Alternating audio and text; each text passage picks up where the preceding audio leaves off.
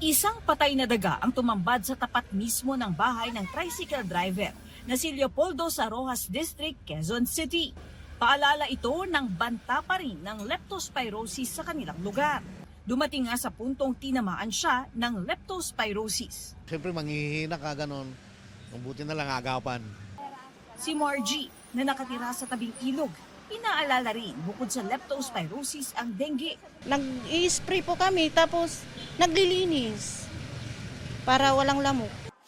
Dahil tagulan na, paalala ng Department of Health sa publiko, mag-ingat sa wild o waterborne diseases, influenza-like illnesses, leptospirosis at dengue.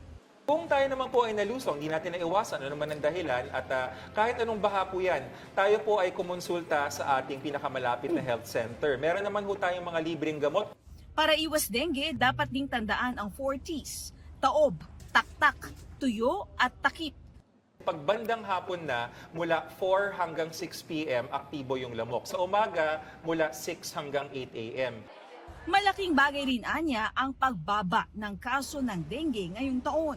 Mula January 4 hanggang May 23 ng kasalukuyang taon, ang naitala lamang nationwide ay 50,727 na kaso ng dengue kumpara sa 114,308 noong nakaraang taon. Paalala ng DOH, malaking tulong na updated sa lagay ng panahon.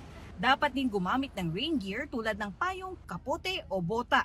Siguraduhin din na malinis ang inuming tubig. Kapag may nararamdaman, agad magpakonsulta sa doktor.